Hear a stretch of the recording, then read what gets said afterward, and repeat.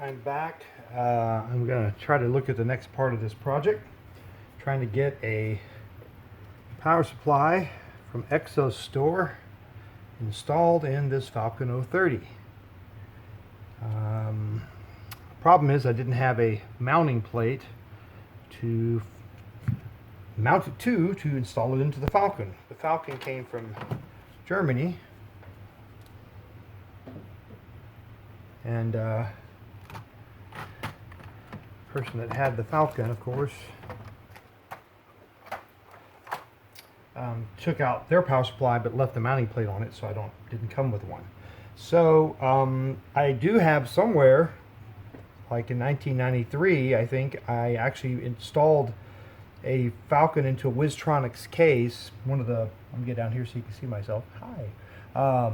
I did install a Falcon into a Wiztronics rack style case, which had an AT style power supply. So I did pull that power supply out for that particular Falcon and stick it somewhere, but who knows where. I won't find it anytime soon. I may never find it. So the next best thing I can do is to pirate a mounting plate from another Falcon, which I can't do obviously because all the other Falcons need their mounting plates, or an ST if the ST mounting plate fits. I think a standard Atari ST mounting plate is probably the same design, just makes sense, so it probably will fit. So that's what I've done, is I've dug around. The most likely candidate for pirating a mounting plate was this thing over here, this guy right here. This is an older, actually I can just use this as a shelf without damaging it, I think. So let's put this back on top here for a moment. There we go. I have this really old, so I call it the Frankenstein. I actually got this from a person back in the 90s. Actually the 80s, so we think about that. In the 80s, 90s. Nah, it'd probably be the late 80s. Late 80s. When I was buying STs, and this was his personal project machine. It has all kinds of hacks and things, and it's been sitting and sitting and sitting for many, many years. I couldn't even begin to figure out. He's got an add speed ST there.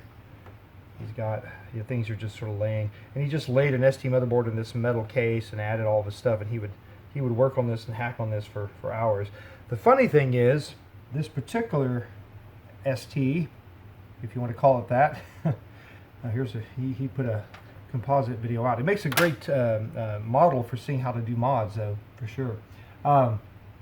This particular ST, unlike most of my prized possessions, I think sat inside most of the time. I had other computers that sat outside, either in tubs or in boxes or under tarps, but were out in the heat, if not in the water. This one I think stayed relatively dry. It's just dirty, and I think it's been inside most of the time. Looking at the power supply, it may actually still be good, which is really funny and sad. But I think it's still the best candidate for pirating some parts off of it. And because of the way it's set up, the power supply could be just like the rest of the thing. Stick a piece of cardboard under it, stick it back in the case, and this thing would pretty much be about like it is anyway. It's pretty hacked together. So here's the power supply here. He's got looks like I don't know if that fan was added. Looks like it was. But I see a mounting plate there that is just kind of laying on the motherboard. It's not even mounted. It's just sitting there. Yeah, see, there you go. So that's going to be easy to remove, hopefully. So let's start with that. Let's see if I can just start taking things apart. And this is all his LED stuff, or jacks. Now these are audio jacks, it looks like. He has all kinds of extra stuff here going various places.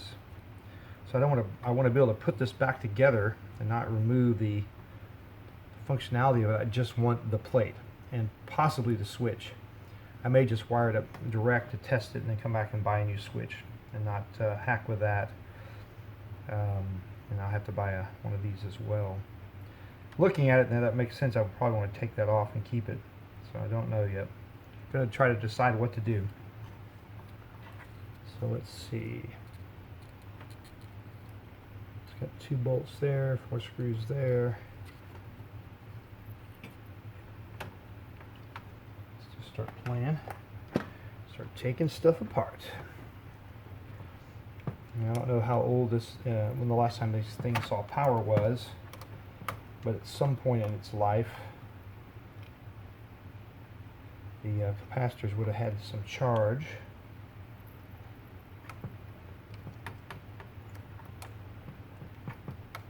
Those are coming apart pretty easy.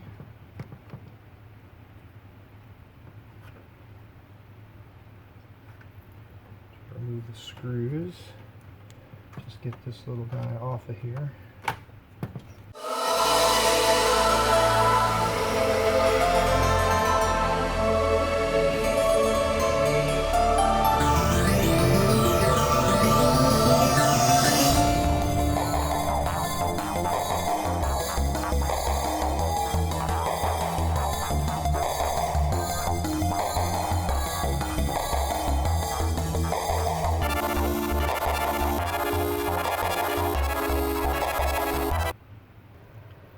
Okay, a little video within the video here. I'm just doing some wire tracing so I know what I'm looking at for later, because I need to put this back together.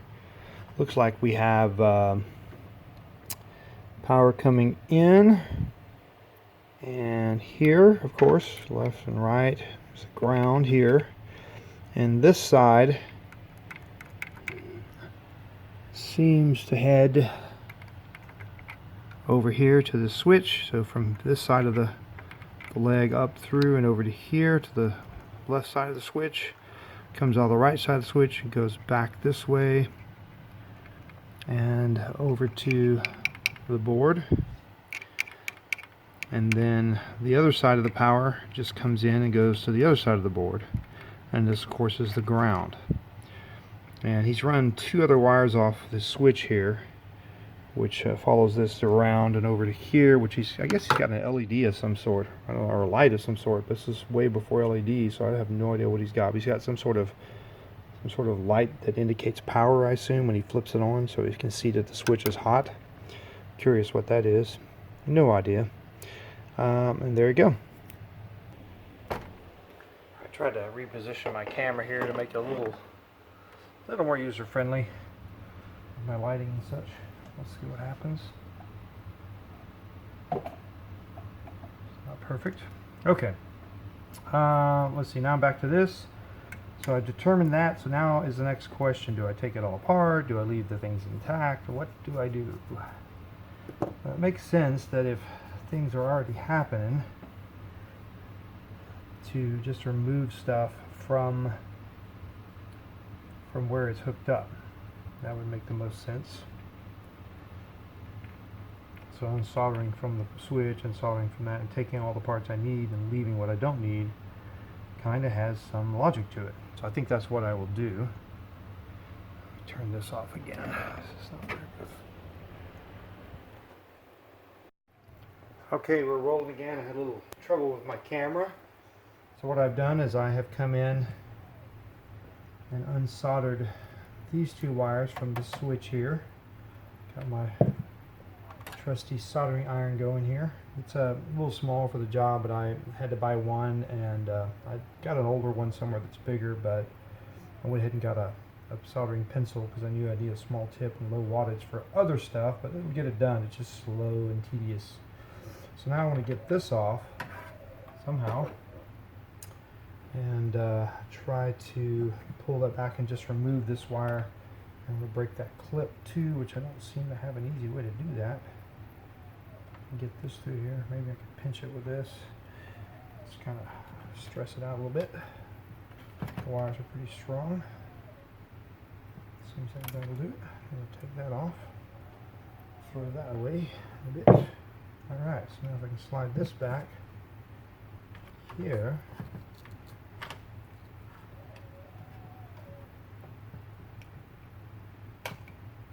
Should be able to solder that pretty easily. Excellent. Let's throw that over the edge.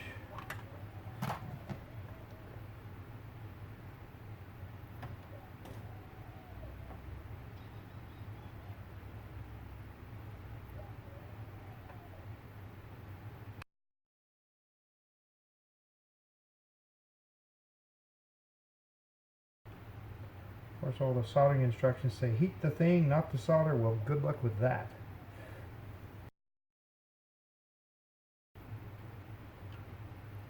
Come on, little doggy.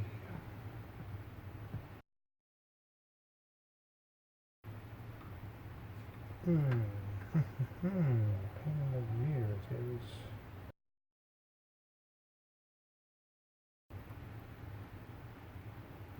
Try from this side, maybe it'll come a little looser. You see more solder melting.